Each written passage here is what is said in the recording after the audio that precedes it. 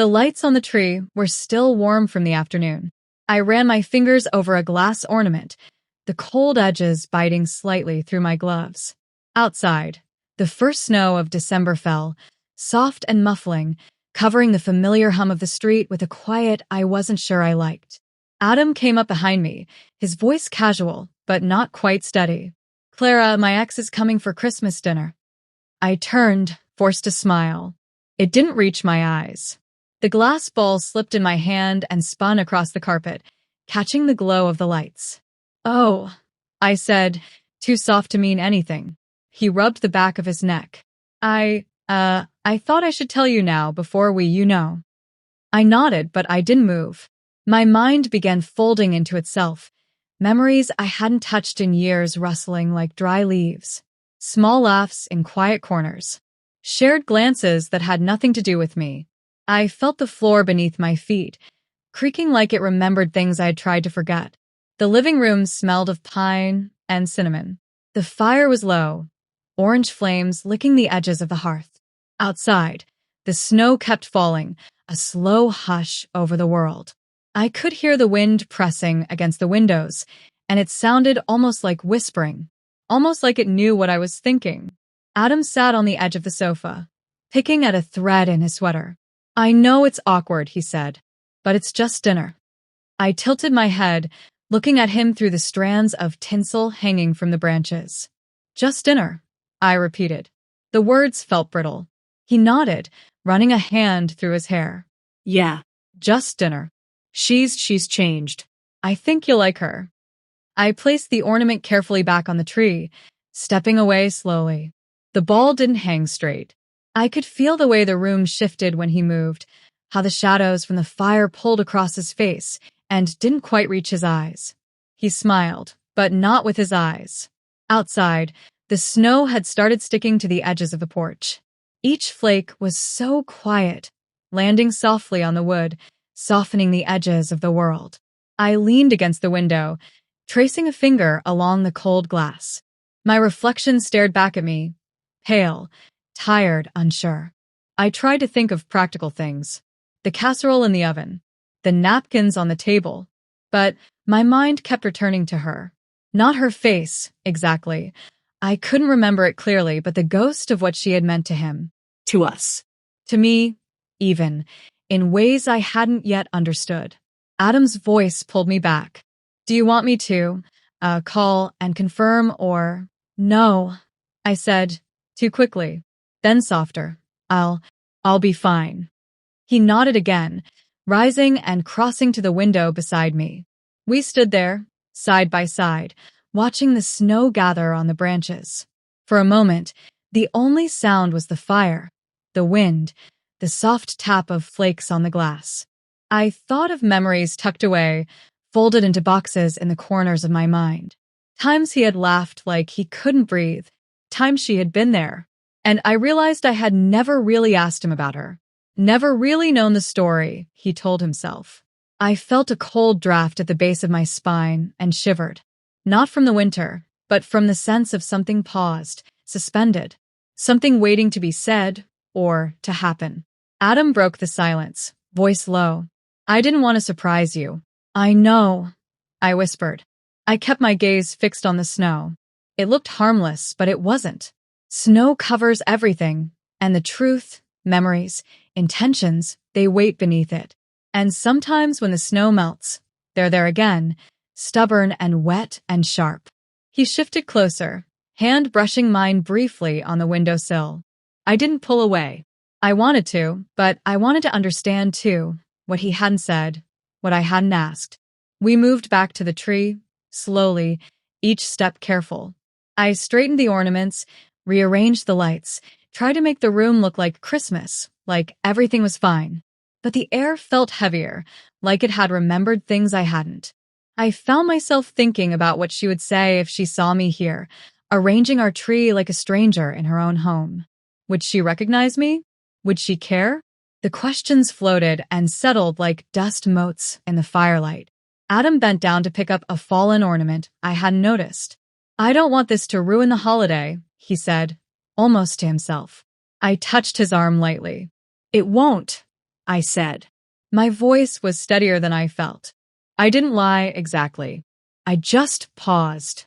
Maybe it wouldn't ruin the holiday. Maybe it would simply rearrange it. Shift the familiar shapes into unfamiliar patterns. The snow kept falling. The wind pressed against the house. A neighbor's car passed slowly down the street, tires crunching softly on ice that wasn't quite frozen yet.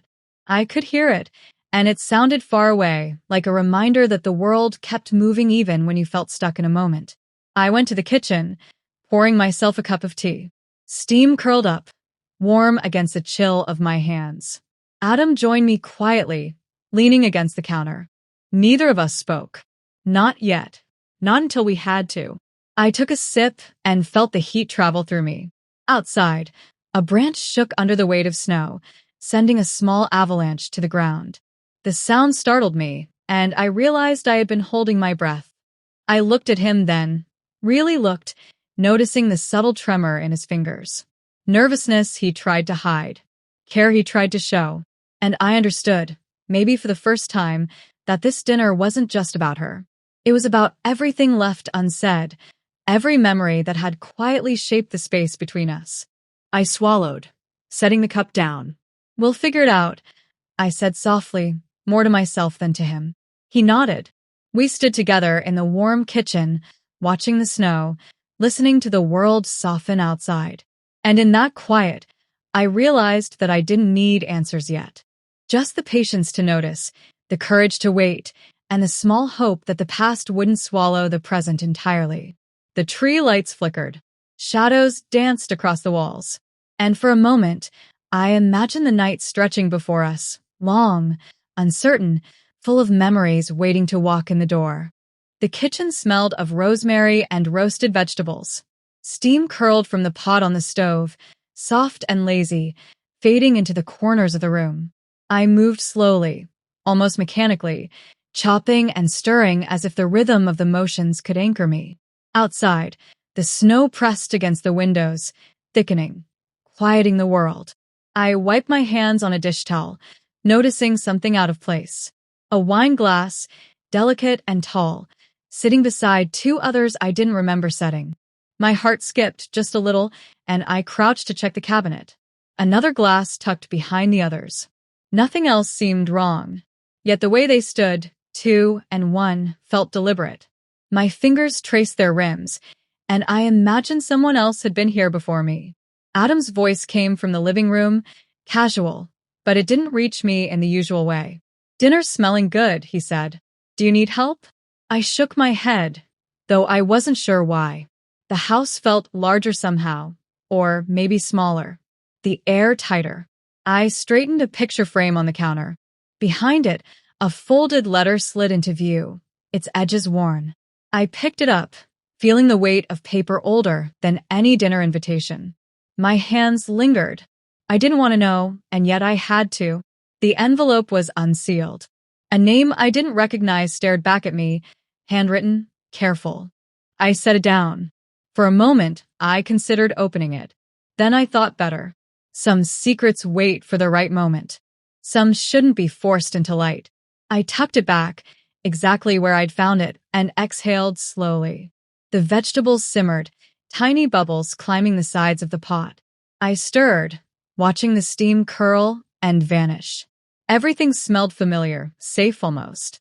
But the details, wine glasses, letter, the faint scent of perfume that wasn't mine, pressed against the edges of my calm. I shook the thought off. Maybe I was imagining tension where there was none. Maybe it was only the snow making the world quiet enough to notice small things. I wiped the counter, lingering on the reflection of myself in the polished surface. My hair fell in my eyes. I brushed it back. I looked for Adam in the living room. He was there, on the sofa, reading a book he'd clearly opened only to hide the unease I already sensed in him. His foot tapped lightly against the floor. The sound was steady, but it carried a rhythm I recognized, the one he made when he wanted to convince someone he was calm. I returned to the stove, chopping, stirring, adjusting the flame. Each motion was deliberate, like a practiced dance. My mind wandered again to the extras. The glasses, the letter, the small, deliberate traces of someone else. Was Adam forgetting something important? Or had someone entered this house without my noticing? The thought hovered. I didn't speak it aloud. Silence had a way of holding truth longer than words did. I reached for a ladle and stirred the sauce, noticing how the light from the window reflected in the metal. Tiny, jagged reflections, like a broken mirror catching snowflakes in a prism. I imagined all the little things we don't see. Shadows moving along walls, hands leaving subtle traces, voices held just behind closed doors. My chest felt tight, not panicked, just alert. Adam appeared behind me, leaning against the counter. "Everything okay?" he asked, casually but not entirely. His eyes flicked to the wine glasses. I thought I caught a flash of recognition, then nothing. He smiled, but not with his eyes. "Yes," I said softly. "I'm fine." I realized I was holding my breath. The room seemed smaller now. The snow outside had stopped for a moment, and the silence pressed in, louder than any sound. I set the ladle down, running my fingers along the rim of the pot. Warm. Solid. Temporary reassurance. I glanced at the counter again. The letter peeked out from behind the picture frame. The handwriting burned a faint memory into my chest. I wondered briefly who it was from, what it contained. Then I shook my head and moved a dishcloth over it. Some things, I decided, weren't meant for curiosity. The potatoes boiled, the smell sharp and sweet. I leaned forward, adjusting the lid. I could hear the faint hum of the refrigerator, the ticking of the clock, and something beneath it all, a tiny whisper of worry, the kind that comes without words. Adam cleared his throat. "Maybe we should set the table," he suggested. His voice carried normalcy like a coat, but it didn't quite fit. I nodded mechanically. I reached for the plates, noticing how the edges were chipped ever so slightly, familiar imperfections I had ignored before. Life's little flaws, I reminded myself. Harmless. I set the silverware beside the plates, then paused.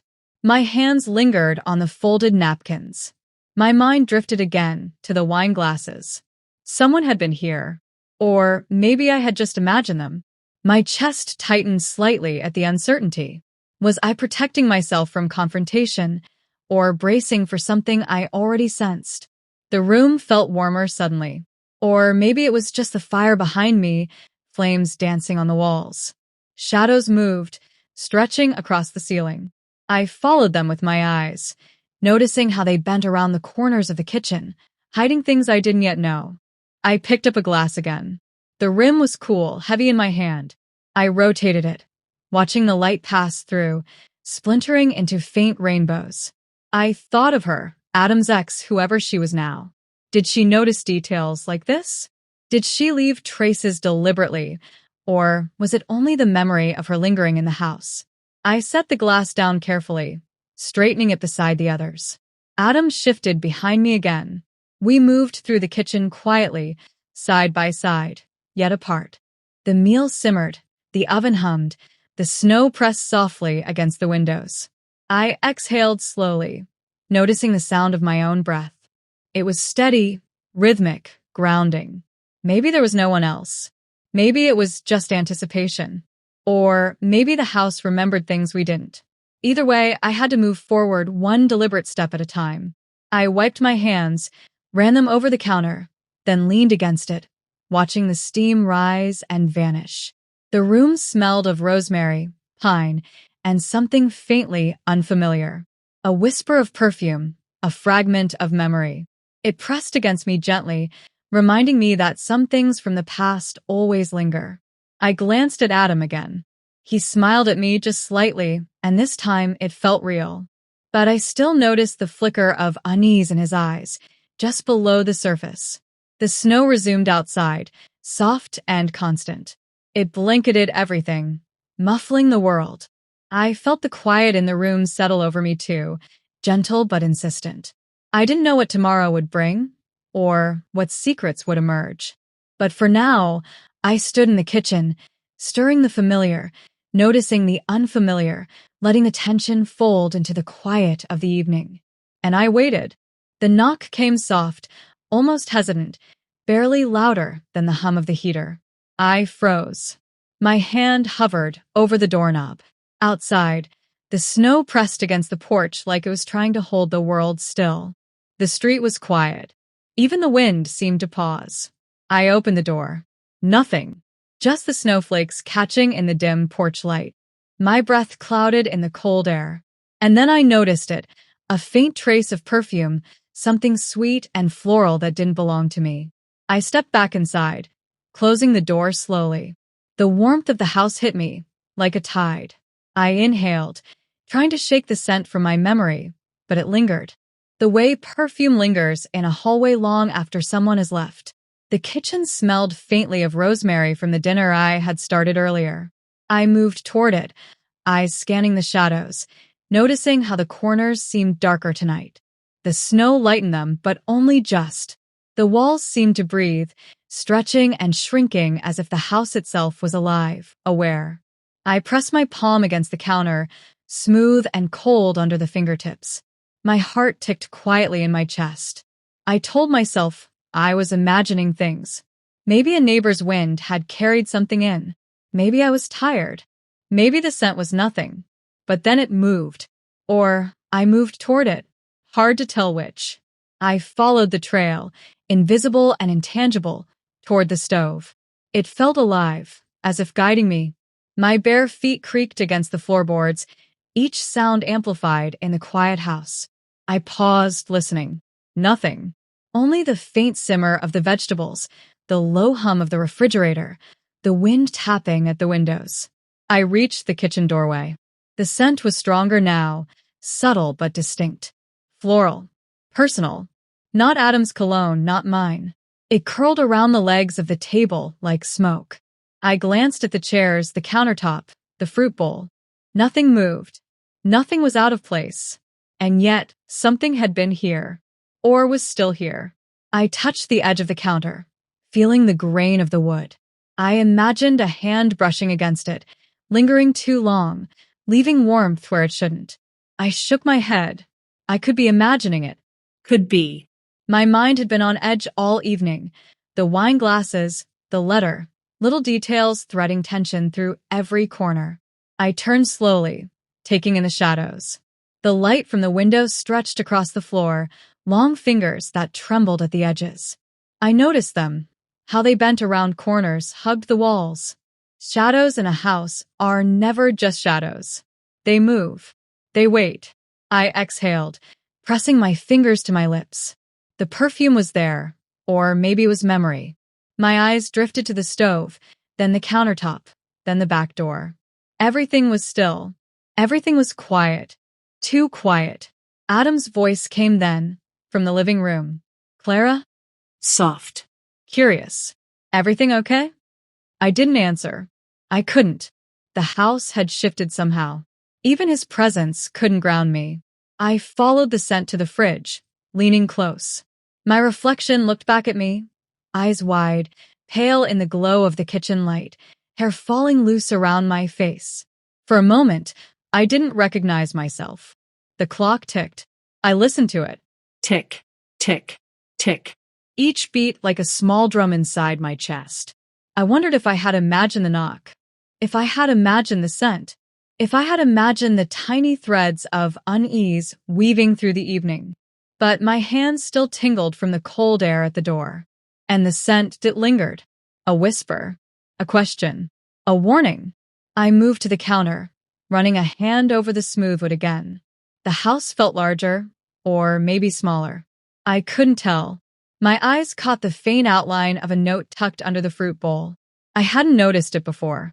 I bent down, brushing it aside. Blank. Nothing written, but the action made my chest tighten. I realized then that something had passed through here, quietly, and left marks only I could feel. The shadows stretched farther across the walls as I moved to the sink. The light from the window caught on the faucet, glinting like it had secrets hidden in the reflection. I stared at it for too long. My mind traced patterns, connections, possibilities. Nothing concrete. Only hints. I pressed my hand against the window pane. Outside, the snow continued to fall, thick, white, muffling the world. It looked calm, safe. And yet I felt the weight of the unseen, the almost imperceptible tremor in the air, like a note held too long. I walked slowly toward the stove again, noticing the way the shadows pooled beneath the cabinets. Every creak of the floor sounded louder. Every distant rustle of branches against the windows sounded like someone stepping inside. I stopped, listened. Nothing. I told myself I was imagining it, but the perfume remained, and my chest tightened with a silent acknowledgement. Someone or something had crossed the threshold. I leaned against a counter, fingers tracing the edge of the granite, grounding myself. The house breathed around me, long and slow, settling into the quiet after the knock. I could feel it watching, waiting. I could feel it remembering. Adam's voice came again, closer this time. Clara, really? Are you sure? I nodded, even though he couldn't see it. I wasn't sure. I couldn't be. The scent of someone else clung to the corners of the room, twisting familiar things into unfamiliar shapes. I realized then that it wasn't just the knock. It was the shift after, the tension that now threaded the air. I opened the dishwasher, rearranging silverware. My movements were deliberate, steady, a way to keep control. But the house didn't forget. It whispered around me, the floorboards humming with memory. I could feel the presence of something absent, shaping the space I moved through. I glanced at the clock. Only a few minutes had passed, but it felt longer. I felt stretched thin, caught between calm and unease. The snow pressed against the windows, insistent and soft, trying to blanket the world in silence. But inside, the house remembered. I exhaled, pressing a hand to my chest. Maybe it was nothing. Maybe it was a mistake. Or maybe it was a warning I had been too slow to notice. I straightened, brushing my hair back, and walked toward the living room. Shadows played across the walls, long and deliberate. The house seemed to stretch with me, bending and folding, alive in its quiet way. The perfume lingered, faint but impossible to ignore. I closed the door behind me, slowly. The knock had passed, but the echo remained, settling in corners, in shadows, in the hush of the snow outside. And I knew I would carry it with me through the night, wondering what, or who, had walked quietly through our home. The tree lights flickered softly, orange and gold, casting shadows across the living room. The snow outside pressed against the windows in thick layers, muting the usual hum of the neighborhood. I crouched down, straightening a strand of tinsel, when I noticed something that made my chest tighten. Presents. Under the tree. Not the ones I remembered wrapping.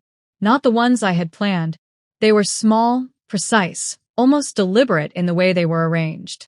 My fingers hovered above a box wrapped in deep green paper, tied with a narrow ribbon. I didn't recognize it.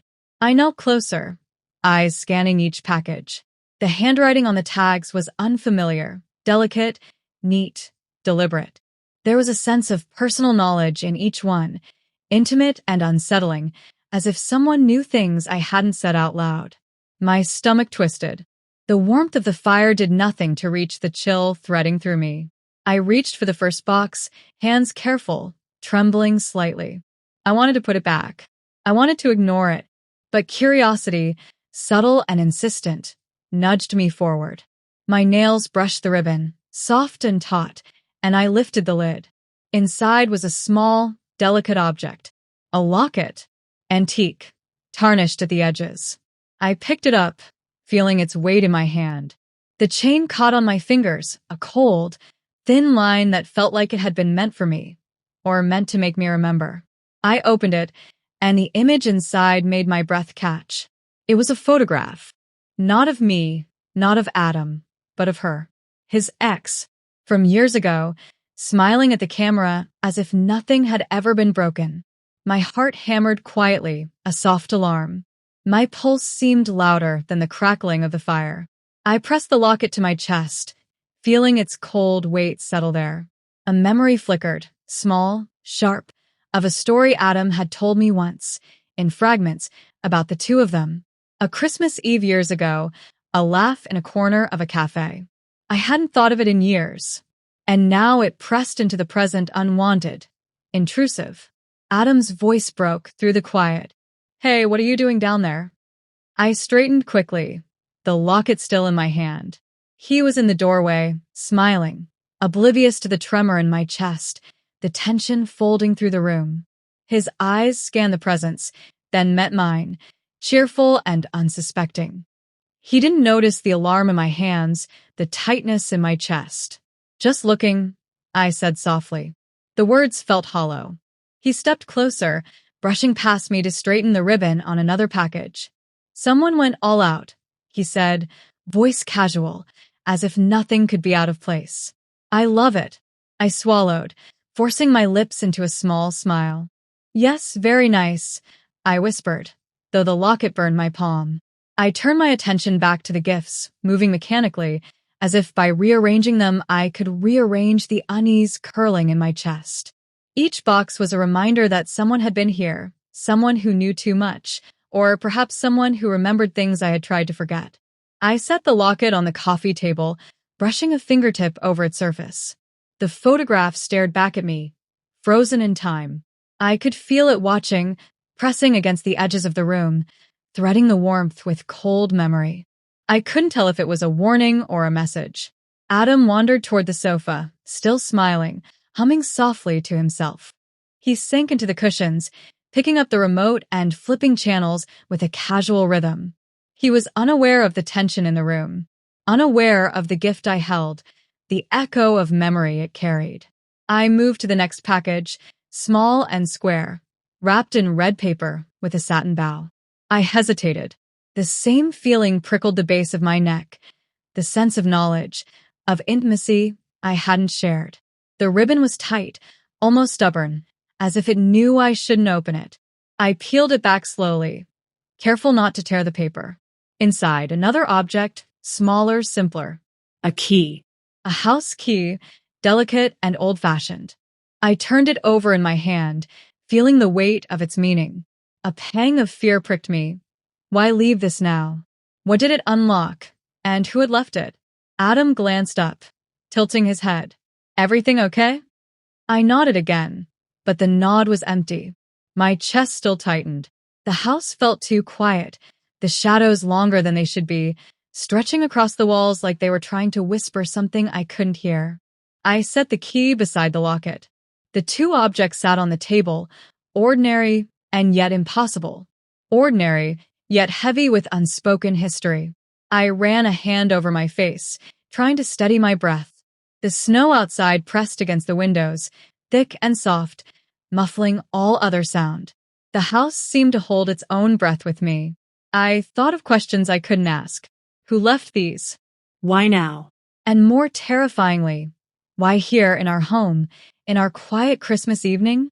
My fingers traced the edges of the packages again, searching for clues, for mistakes, for fingerprints I didn't recognize. Nothing. Only intention. Adam leaned back on the sofa, stretching, oblivious. He hummed a tune from the radio, casual, safe.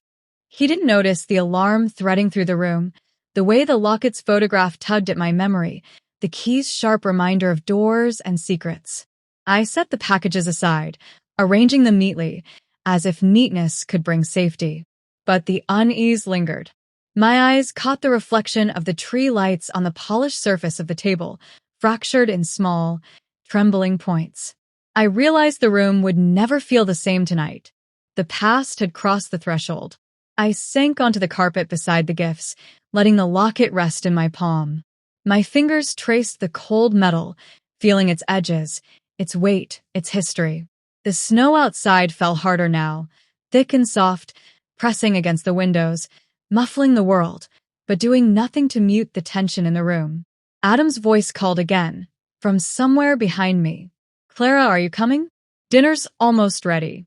I turned my head, meeting his smile. It was ordinary, warm, unsuspecting. He didn't know. He didn't know the silent alarm that had settled in my chest. The objects before me, simple gifts, delicate, personal, impossible, had already begun to shift the evening, and I didn't know how to put it back together. I exhaled slowly, letting the locket rest on my lap. The key beside it gleamed faintly in the tree lights. The shadows stretched along the walls. The snow pressed outside. And I realized someone had been here, leaving messages in the quiet, leaving the past pressing gently, insistently against the present. I stayed there for a moment, breathing with the house, listening, feeling the weight of memory in my hands. And I knew the questions wouldn't leave me tonight, nor would the gifts. I rose slowly, brushing my hair back, and looked at Adam, looking ordinary, unaware. The room smelled of pine and cinnamon and something else, something faintly floral that I couldn't name. And I understood, quietly, that Christmas this year had already begun to change. The doorbell rang once, sharp against the quiet hum of the heating system. I froze mid-step, the knife in my hand hovering above the cutting board. Outside, the snow had settled into thick layers, softening the edges of the world. I opened the door. She stood there, radiant, hair catching the glow of the porch light, coat neat, smile practiced but warm. She looked harmless, almost ordinary, but something in the air shifted, like the still surface of a lake before a stone breaks it. My chest tightened without warning. She smiled at me, lips curved, eyes bright. "Hi, Clara," she said. Her voice was calm, casual, but it carried the weight of familiarity I hadn't asked for. "Hello," I managed. The word felt brittle. I stepped aside to let her in. The house seemed smaller suddenly, as if it was pressing in around us. Adam appeared in the hallway, smiling, the kind of smile that didn't quite reach his eyes. "Hey," he said. "Glad you could make it." The three of us moved toward the living room. Snow pressed against the windows, muffling sound, leaving the house feeling suspended, like we were in our own small bubble of time. She hung her coat on the rack, careful and deliberate. I noticed how she touched the fabric, the hanger, as if she knew exactly where everything belonged. I tried to focus on the small details, the sparkle of the tree, the steam rising from the pot of cider, but her presence threaded a current of tension through the room, quiet and unrelenting. We sat at the table.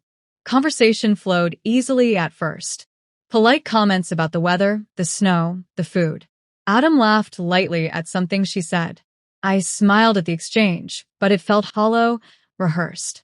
The words slid across the table, surface level, while something under them hummed, dangerous only in its quiet insistence. I caught a glance from her, a half smile that lingered too long. My stomach twisted. It wasn't meant for me, exactly. It was a secret, or a memory, or a combination of both. Something only she and Adam shared. I sipped my cider, letting the warmth spread through my hands. I noticed her hands, delicate, brushing against the edge of the table as she gestured. Each movement precise, intentional, carrying a familiarity that belonged somewhere else, some other time I wasn't a part of. Adam's laugh came again, lighter now, more relaxed. I watched the corners of his eyes crinkle. I realized I had never seen that expression at the table before, not with me. I wondered briefly if I would recognize the script of his past if it walked in fully, or if I was only seeing fragments, shadows of what he hadn't told me. The conversation turned, subtly, to memories, places, shared stories I didn't know the context of. I listened, tracing each word, the pauses, the inflections.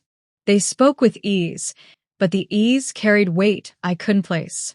The stories hinted at jokes I didn't understand, nights I hadn't been there for, moments that belonged to someone else. I caught a flicker of recognition in Adam's ex, her eyes, quick and precise, scanning the room, assessing. And I realized I was reading her as much as she was reading me, a silent dialogue, unspoken but electric. Who knew what she already understood? Who had prepared her for this space, for this evening? I shifted in my seat. The tablecloth felt rough under my fingertips. I traced the weave, trying to anchor myself in the texture, in the familiar scent of pine from the tree. But the tension pressed against me, subtle, invisible. I felt it in the pauses between laughter, in the gentle nods, in the way Adam's ex leaned slightly forward, as if every word she said carried a hidden meaning. I noticed the small details, a flicker of her eyes toward the ornaments, the way she adjusted her napkin before placing it on her lap, the soft tilt of her head when Adam spoke. She knew the room intimately, without ever having been here before. And I realized slowly that I didn't know the full story Adam was keeping. The conversation shifted again to holiday traditions. She mentioned a recipe, a small detail I had never heard Adam reference before. His face lit up in recognition, and I understood then.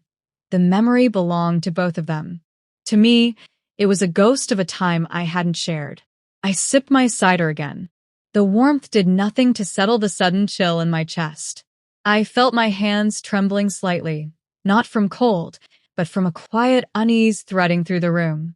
The house seemed to breathe around us, shadows moving with a life of their own, stretching across the walls as if listening. Adam's ex laughed at something small, a sound light and effortless. It sounded ordinary, harmless. But I felt it sink into me, a subtle vibration, like touching water that was deeper than it seemed. I realized I was holding my breath without knowing it. My chest rose and fell, slow and careful. I glanced at Adam. His eyes met mine for a fleeting moment. He smiled, but not fully, not with the same warmth he offered her. I noted it quietly, storing it like a small, sharp piece of truth. He didn't see me watching, didn't see how I noticed the nuances, the spaces between what was said and what was felt. I shifted in my seat, brushing crumbs from my lap. The room smelled of pine, cider, and something faint, perfume or memory. I could feel the invisible current of tension threading through the evening, binding us in ways I didn't yet understand. I caught another glance, a flicker of recognition between them, subtle, almost invisible. A half smile that spoke volumes. I realized then, there was a script everyone else seemed to know but me, and I was reading it backwards, trying to understand the story before the plot revealed itself. The wind pressed against the windows. Outside, snow continued to fall, thick and soft, muffling the world. Inside, the table hummed with quiet tension, polite laughter barely masking it. I leaned back slightly, letting my hands rest in my lap. I didn't move them. I didn't speak. I only watched, noticing the currents beneath the surface. I realized quietly that this night would not be ordinary, that her presence, radiant and seemingly harmless, carried a charge I couldn't name, and that the questions I hadn't asked about the past, about secrets, about what Adam hadn't told me, were already threading themselves into the room, shaping the air we breathed.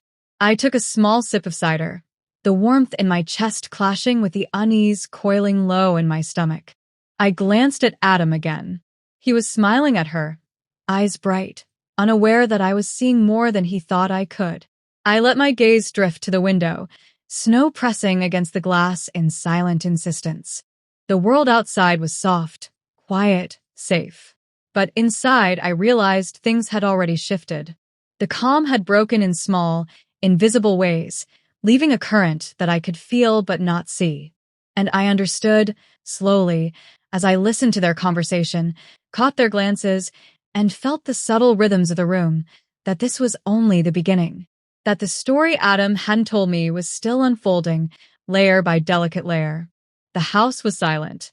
I wandered through the hallways barefoot, the floorboards creaking like they remembered someone else walking before me. The fire in the living room burned low, throwing flickering light across the walls. Shadows stretched and bent in ways that felt deliberate, as if they were watching. I paused in the doorway to the kitchen. The smell of rosemary lingered faintly in the air, a reminder of earlier warmth. But it did nothing to reach the chill curling in my stomach. I traced the counter edge with my fingertips, noting a small scratch I hadn't noticed before. My chest tightened. I moved slowly toward the staircase, each step deliberate. The house was too quiet, Too calm. every creak of the floor, every whisper of wind outside, felt magnified. I stopped at the landing, glancing down the hall. The bedroom doors were closed, shadows pooling beneath them. A draft brushed my arm, cold and sudden. I shivered. I remembered then a fragment of a warning. Something I had heard once, long ago, and dismissed. Words that seemed trivial at the time, now sharp as glass. Pay attention when the house feels different. Don't ignore the quiet. I had laughed it off. But tonight, the memory pressed against me. I moved toward the living room again. Something felt off. Subtle, almost invisible.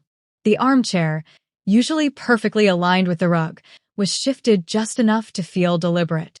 A small mark on the wall, faint but there, like a finger had traced a pattern no one else would see. My hand hovered over it, but I didn't touch. I walked slowly to the kitchen. I noticed details I had overlooked before: a teaspoon out of place, a coaster slightly askew, the faintest indent on the countertop. My breath caught. Was I imagining things? Or had someone moved through this house while I slept? I ran my hand over the windowsill. The glass was cold against my palm, and outside, snow pressed silently against the panes. The reflection of the fire shimmered in the glass, and I realized I wasn't alone in my thoughts. Someone else might have been here, or perhaps only their memory lingered, carried in the objects they touched. I stepped into the hallway, noticing the shadows again. They weren't ordinary. They leaned along the walls differently, stretched toward corners with intent. My pulse quickened. I whispered to myself, almost inaudibly, "Am I imagining this?" But the words felt hollow. A faint creak behind me made me start. I spun slowly, eyes scanning the darkness. Nothing moved. Only the firelight trembled across the floorboards. My stomach clenched, twisting with unease. I moved to the bedroom, passing the doorway carefully. The rug beneath my feet felt softer than usual, as if someone had brushed it recently. A small piece of paper caught my eye on the nightstand. I crouched to examine it. Blank. Clean. But the presence of it, placed just so, made my chest tighten. I stood and ran a hand through my hair. The warmth of the fire felt distant now, like it belonged to someone else's memory. The cold unease pressed in from the corners of the room, curling around me like smoke. I could feel the house breathing with me, or against me. I walked back toward the living room. Each object, each mark, each shadow now seemed charged with meaning. The armchair, the scratched wall, the misplaced spoon, the faint indent in the counter. They were whispers of someone else's presence, a language I didn't understand but could feel pressing against me. I paused by the window again. Snow pressed silently against the panes. The reflection of the room flickered in the glass, and I saw it, myself, small and tense, eyes wide. But behind my reflection, a shadow shifted slightly, just beyond the firelight. I froze. My hand rose to the wall beside me, tracing the cold plaster. The scratch I had noticed earlier felt like a finger reaching out, deliberate and cautious. The room hummed quietly, and I realized I could hear my own heartbeat, loud in the hush of the night. I walked slowly back toward the staircase. The shadows bent around me, stretching, retreating, folding with intent. My chest felt tight, like the air had thickened. I remembered fragments of the warning again. Pay attention. Don't ignore the quiet. I had ignored it then. Could I ignore now? I glanced into the kitchen one last time. The objects I had noticed earlier seemed settled, yet watching. The teaspoon, the coaster, the small indent on the counter. They were ordinary, and yet charged with something I couldn't name. I exhaled slowly, letting my fingers brush the countertop one more time. A faint whisper, or maybe just the house settling, caught my attention. I turned sharply, scanning the darkness. Nothing. Only shadows. Only the flicker of the fire. My pulse steadied slowly, though unease lingered like a shadow at the edges of vision. I moved toward the living room again, settling in the armchair, the one now perfectly aligned, or almost. The firelight danced across the walls, flickering across the faint scratches, the subtle distortions in the furniture, the marks of something unseen. My stomach churned. I felt watched. Or perhaps I was only watching myself, my fear reflected in the silent house. I ran a hand through my hair again, sighing softly. The warmth of the fire contrasted sharply with the cold coil of unease in my chest. I traced the edge of the armrest with my fingertips, grounding myself, noticing the texture, the weight of it beneath my hand. I thought of the warning again, the fragment I had ignored. Its meaning felt sharper now, pressing against my ribs. I whispered it softly, almost to test the air. Pay attention. Don't ignore the quiet. The house answered only with a flicker of shadows across the walls. The snow outside continued to press against the windows, thick, soft, insistent. The world beyond was muted, safe. Inside, the tension lingered, quiet, deliberate. I exhaled, letting my chest rise and fall with the fire. I listened to the house breathe with me or against me. I didn't know which. The marks, the scratches, the subtle shifts of furniture, they remained. Questions hung in the air, unspoken and persistent. And I realized quietly that I would not sleep easily tonight. That the house, the shadows, the whispers, and the cold unease curling in my stomach were all carrying a message I could not yet understand. I sat in the armchair, firelight flickering across my hands, listening to the quiet. Someone had been here, or perhaps only memory had walked beside me. Either way, the house would not forget, and I could not.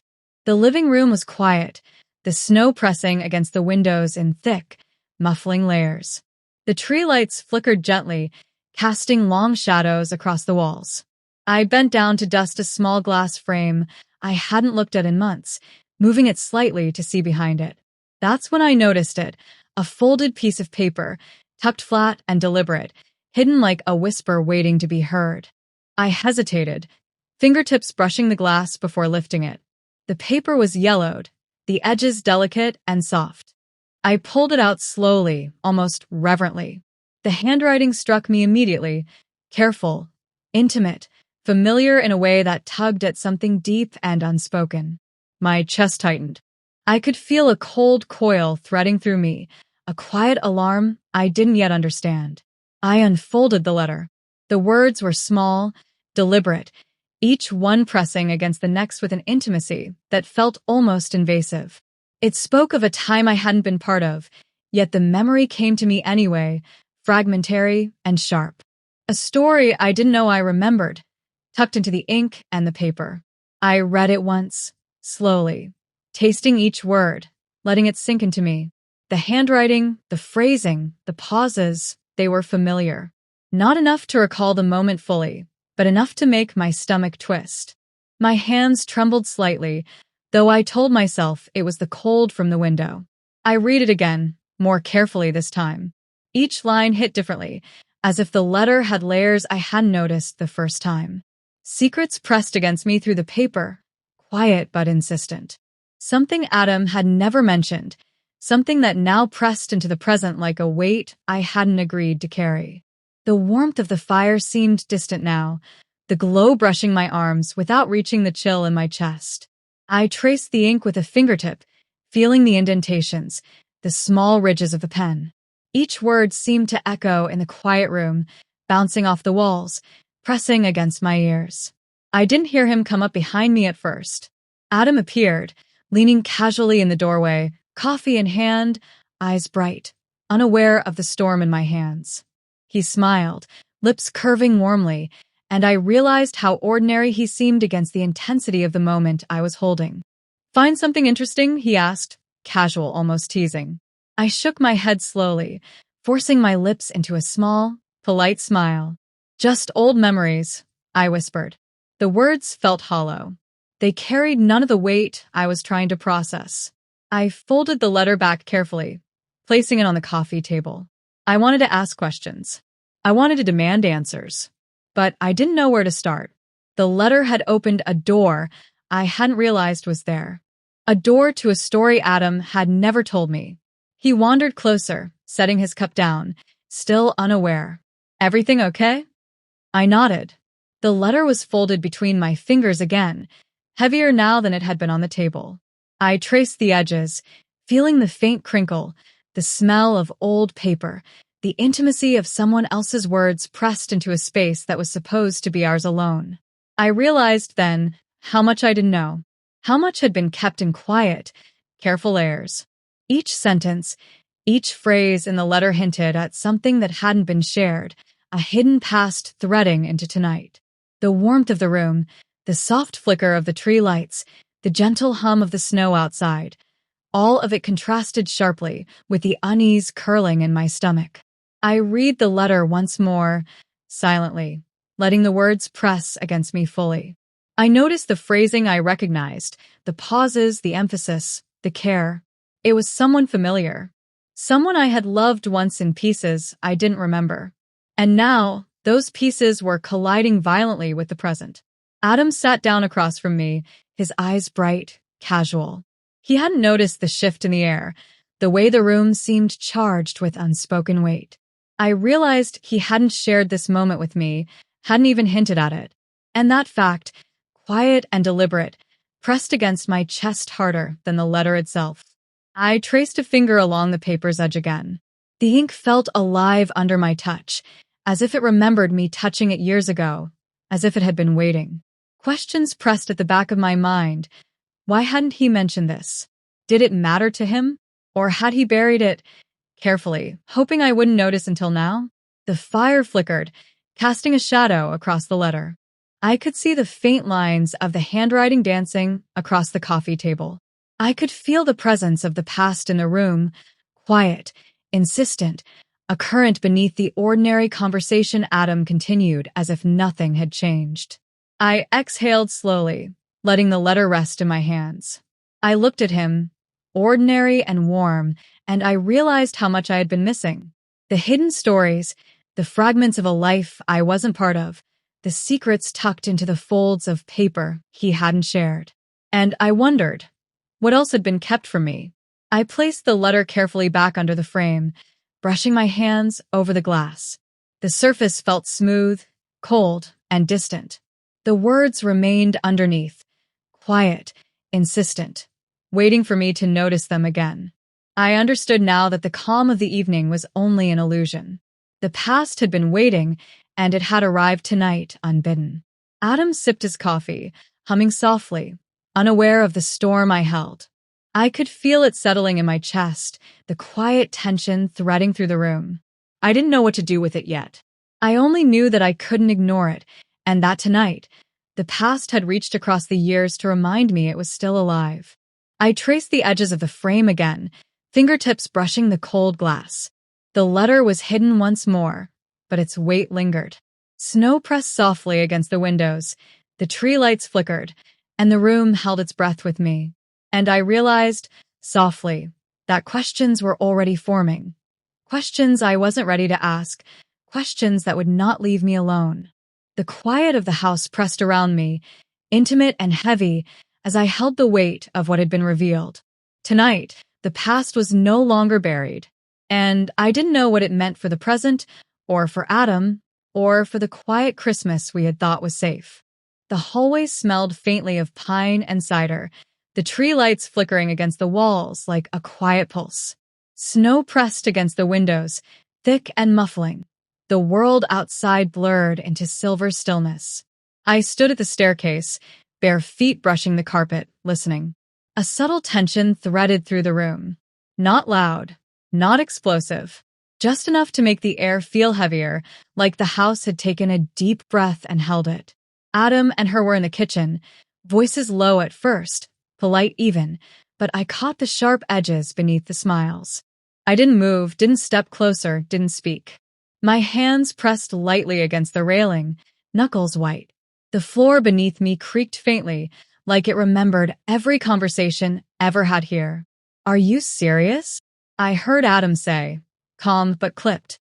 "I am," she replied, soft but deliberate. There was a quiet authority in her voice, the kind that doesn't ask permission. Something in the phrasing, the way they measured words, made my stomach tighten. I pressed my lips together, leaning lightly against the banister. I could see them only in glimpses, reflected in the glass of the doorway, their gestures small but sharp, deliberate. The argument wasn't loud. It was quiet, surgical, slicing through the calm of the evening. Polite words carrying weight, half smiles that didn't reach eyes, pauses that hung long enough to echo. I realized then how little I knew, how many stories were folding quietly around me. I traced the railing with my fingertips, grounding myself in the rough texture.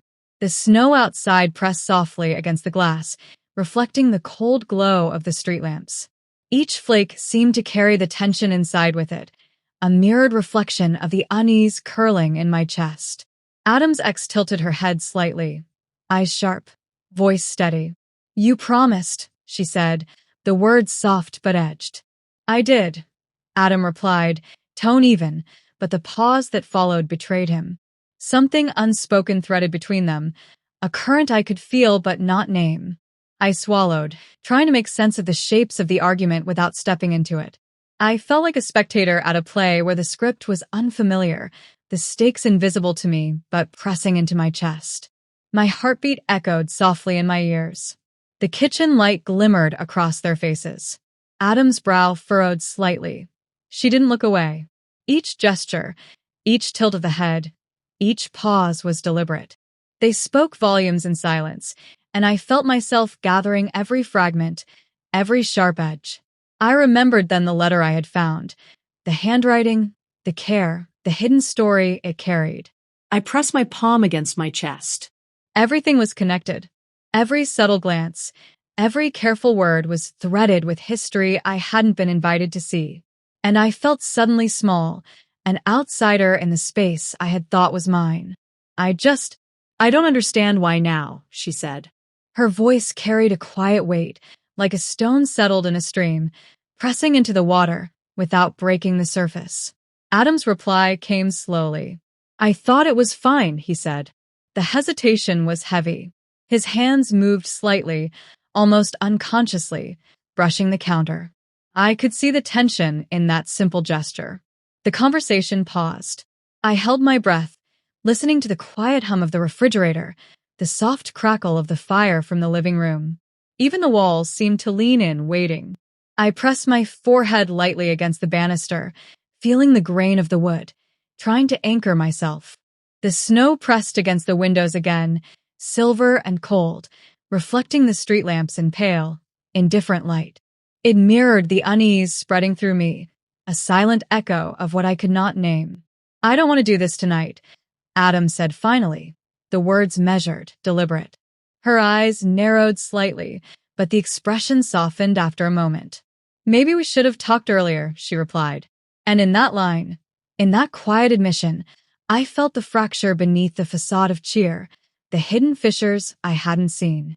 I realized softly that the house was no longer just ours, that the past had entered through her presence, through the careful, quiet shaping of words and gestures, and now pressed against the present.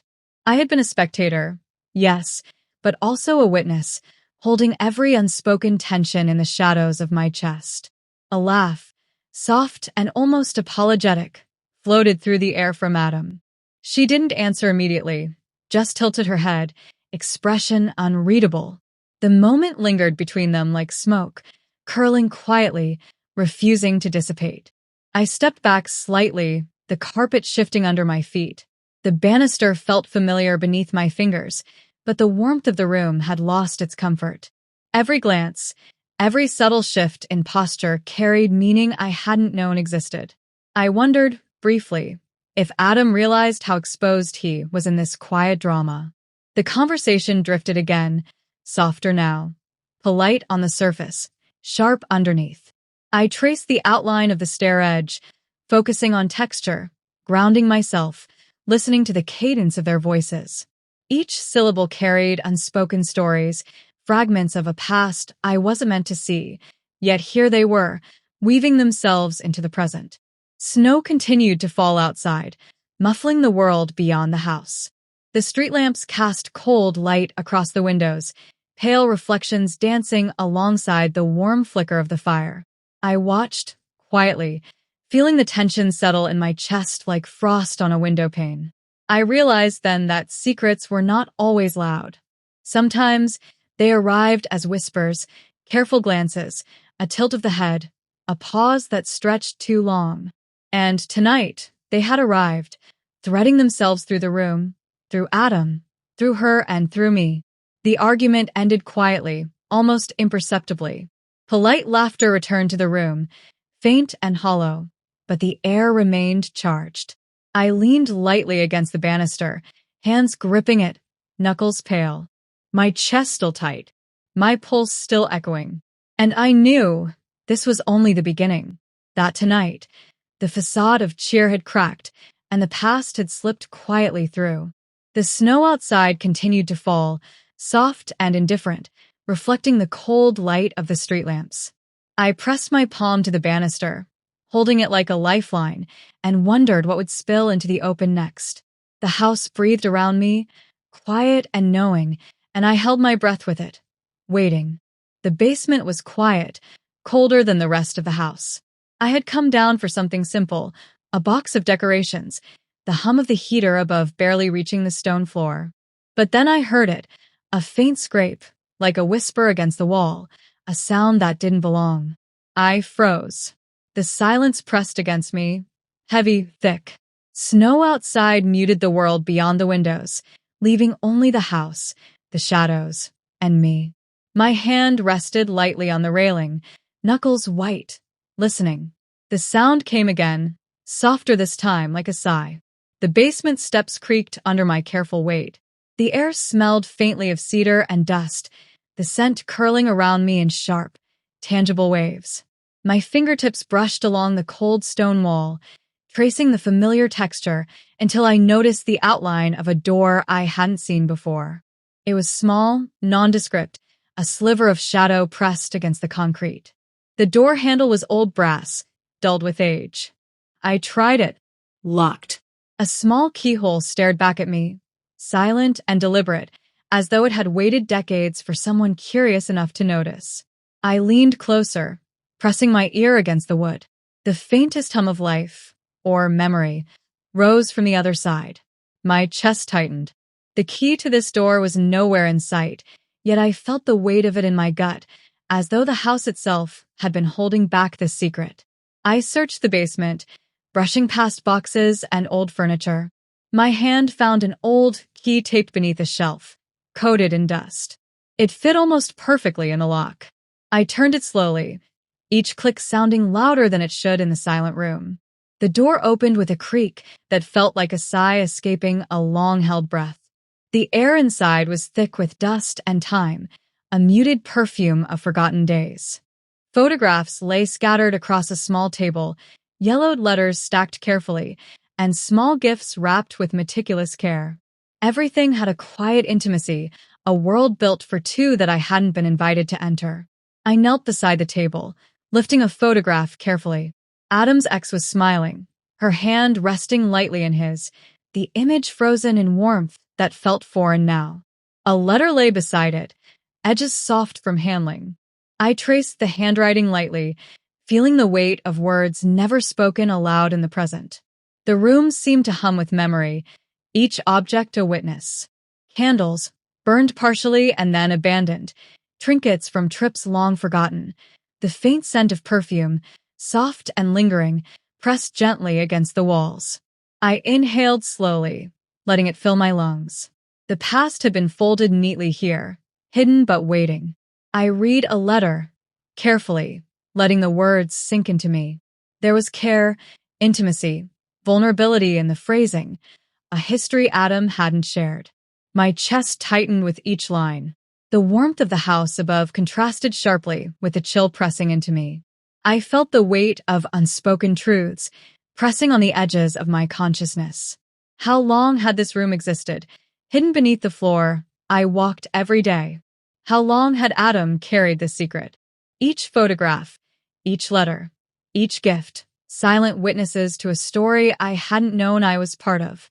I pressed my palms to the tabletop, feeling the grain of the wood, grounding myself. I stepped carefully around the small space, noticing every detail. A scarf, folded neatly in a drawer. A ticket stub from a concert I hadn't been to. Small traces of intimacy, carefully preserved, carefully hidden. I felt like an intruder, and yet I couldn't turn away. The room demanded attention, demanded acknowledgement. The faint hum of the heater above seemed distant now, muffled by the walls and the weight of the secrets pressing around me. Shadows clung to corners, bending toward me as if eager to whisper their stories. I swallowed, trying to steady my racing pulse. A small box in the corner caught my attention. Inside, notes, small gifts, reminders of moments Adam had shared with her alone. I picked up a delicate bracelet, the metal cold and smooth in my hand. It felt like holding a ghost, something tangible, yet untouchable. I thought of Adam upstairs, unaware, casual, smiling. The weight of the hidden room pressed against me, sharp and insistent. The air smelled of dust, old paper, and the faint perfume of memories too long preserved. I realized that the story I had been living tonight, this Christmas, this house, this life, was layered atop another, invisible yet present. I sank to the floor, cradling a letter against my chest. The words whispered through me, a current of the past threading silently beneath the present. I felt small, a witness to a life I hadn't known existed, and suddenly the warmth of the fire upstairs seemed far away, a distant echo of comfort. I pressed my forehead against the cool wood of the table, listening to the silence, to the small creak of the floorboards, to the soft patter of snow against the windows above. The room seemed alive, or at least the memory of it did. Each object a pulse, a heartbeat of secrets. How long had he hidden this? Why now, on this night, did I discover it? Questions pressed at the edges of my mind, insistent and sharp, yet no answers came. Only the room, patient and heavy with memory, and me, holding the weight of what I had found. I stood slowly, careful not to disturb anything. The photographs, the letters, the gifts, they were silent witnesses to a history I hadn't been part of. I ran my fingers along the edge of the table once more, feeling the texture, the presence of time preserved in objects. I closed the door gently behind me, the key still warm in my hand. The basement smelled faintly of cedar and dust, quiet now, but the weight of the hidden room pressed into the air, lingering. I walked up the steps slowly, each one deliberate, the creak of the floorboards echoing through the silence. Upstairs, the warmth of the house embraced me again, but it felt different now, layered with shadows I hadn't known existed. The snow pressed against the windows, soft and thick, indifferent to the secrets beneath. I pressed a hand to my chest, feeling the rapid pulse of my heartbeat, the weight of discovery settling into me. The hidden room had revealed more than letters or photographs. It had revealed a story, a current beneath the life I thought I knew. And now, the question pressed quietly, insistently, how much of this past had been folded into the present without my knowing? I stood at the top of the basement steps, looking down once more. The door remained closed, the key heavy in my pocket. The air smelled faintly of dust, old paper, and secrets waiting. I exhaled slowly, letting the weight settle, the quiet pressing around me. Tonight, the hidden room had spoken, and I knew it would not let me forget.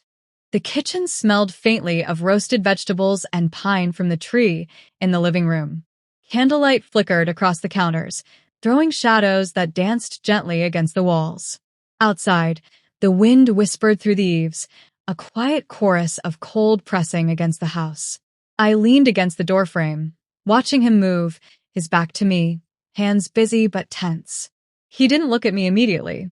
I felt the weight of everything I had discovered pressing quietly into my chest. The letters, the hidden room, the photographs, all the fragments of a life he had shared with someone else, carefully folded out of my sight. And now, in the soft, golden light of these candles, it all waited between us, tangible and alive. Adam, I said, voice soft, careful. No anger, no accusation, just a name. My hands rested lightly on the doorframe, fingertips grazing the wood, grounding myself. The sound of my voice made him start slightly, and he turned. His smile was small, cautious, but the warmth in his eyes didn't reach the corners, and I saw it immediately. Something was held back. I stepped into the kitchen slowly, the wooden floor cool beneath my bare feet. The flame flickered as I moved, and the shadows leapt across his face. He set down a spoon, wiping his hands, and gestured for me to sit. I remained standing. The air between us was thick, laden with words unsaid, memories pressed into corners, moments folded away. I found the room, I said finally, letting the words rest on the counter between us. Everything you've kept. My voice wavered, though I tried to study it. Candles reflected in his eyes, making them seem softer, more vulnerable. I had never seen him like this. Adam nodded slowly. I wanted to tell you, he said, voice low, careful. I just didn't know how. He ran a hand through his hair, and I noticed the tension in his shoulders, the way he leaned on the counter as if it could hold the weight of his secrets. I walked closer, stepping into the circle of light. Candle wax dripped slowly, faint clicks against the holder.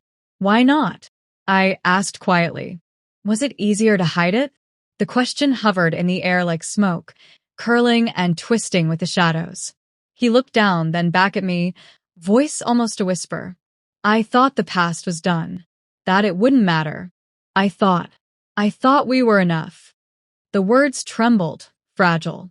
I saw the honesty, but also the fear of losing what we had, even as the past pressed in around us.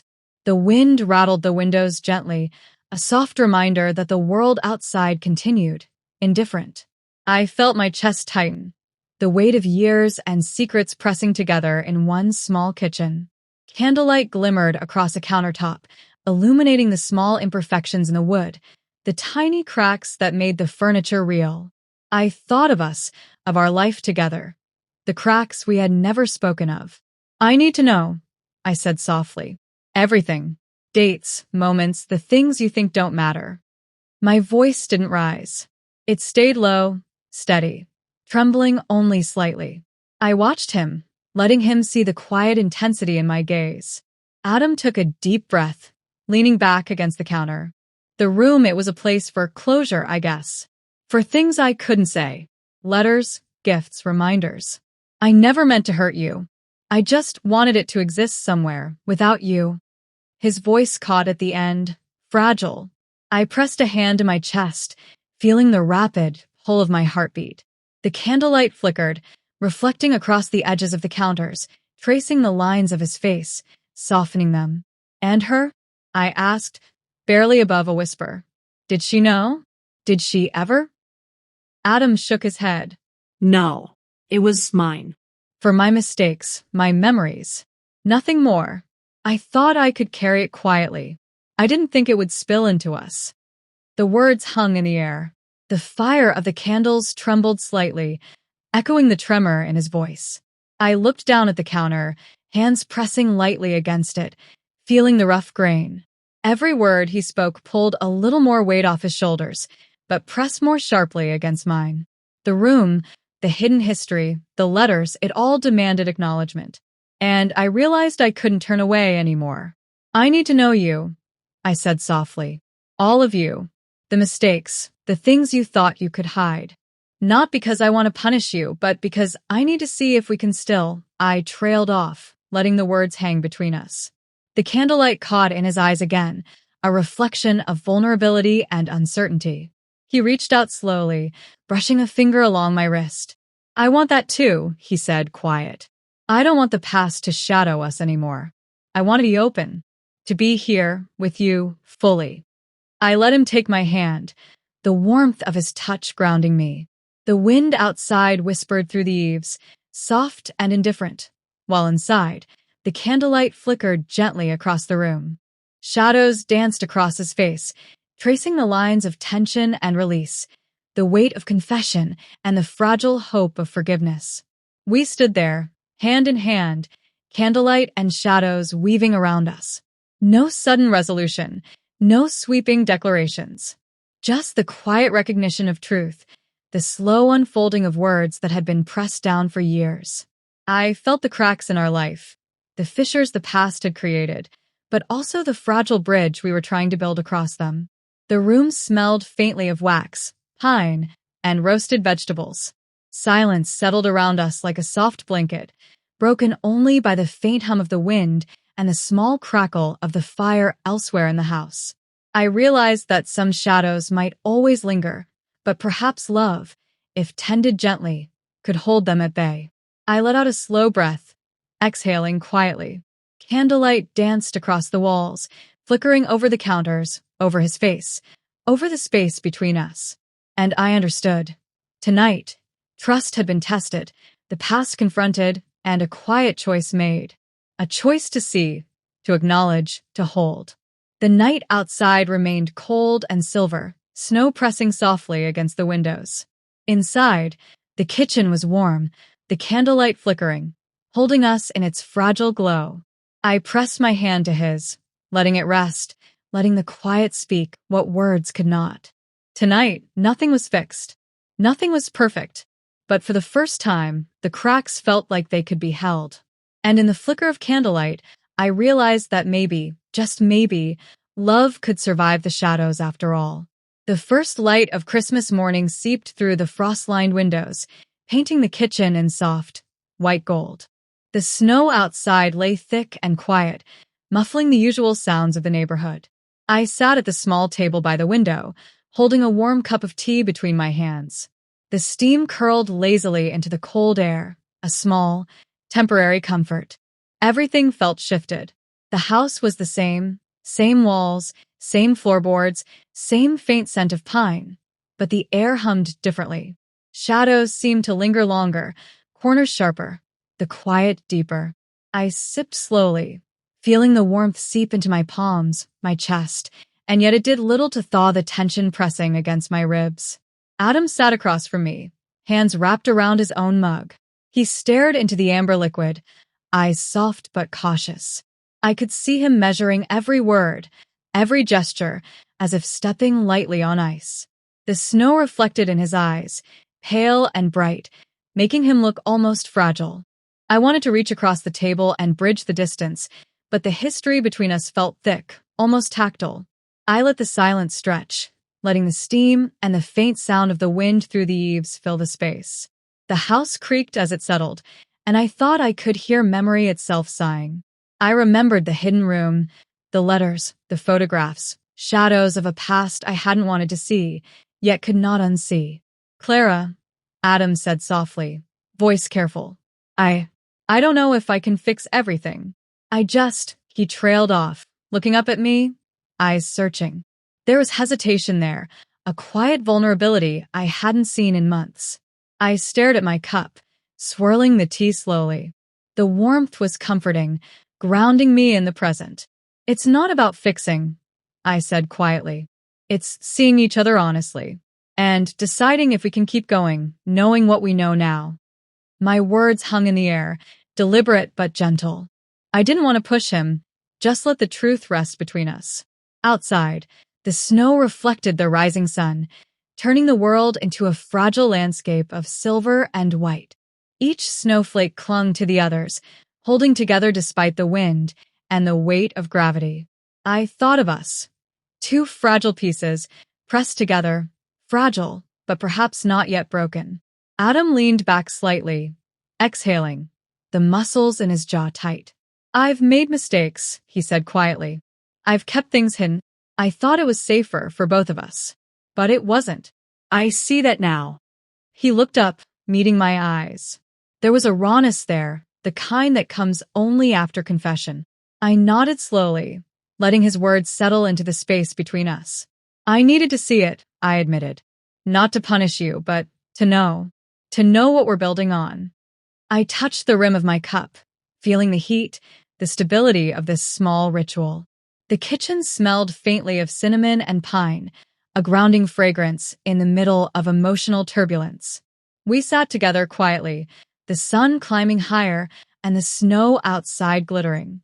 I thought of forgiveness, not the sweeping kind, the one that erases, but the patient kind that lets you see someone fully and decide what to carry forward. Could I forgive and still remember? Could love survive with the cracks it had endured? Adam's fingers traced the mug absent-mindedly, his movements slow, careful. "I want to be seen," he said softly. "Not just the parts I'm proud of. All of it. And I want to see you fully, too." His eyes searched mine, tender but uncertain. The wind rattled the windows lightly, like punctuation to his words. I leaned back, letting the chair support me, and watched the snow outside. The world looked clean, new, yet fragile, white, bright, but easily disturbed. "I want that too," I whispered. "But we need time." We need space to feel what this all means. The past doesn't vanish just because it's morning. He nodded, silent for a moment, and I could see the tentative hope in his posture, a small flicker, like candlelight in a dark room. It didn't erase the night, the secrets, the hidden rooms, or the letters. But it made the possibility of continuation feel real, fragile, but alive. I sipped my tea, feeling the warmth spread, and noticed the steam curling toward the ceiling, dissipating into the soft morning light. Life felt slow here, deliberate, like the world was holding its breath for us to decide. Could we fold the past gently, keep it from overshadowing the fragile geometry of what we had? Adam reached across the table lightly, brushing his fingers against mine. I didn't pull away. The touch was simple, grounding, a small gesture of connection amid uncertainty. "We'll figure it out," he said, quietly, more to himself than to me. The words weren't a promise, but they were a starting point.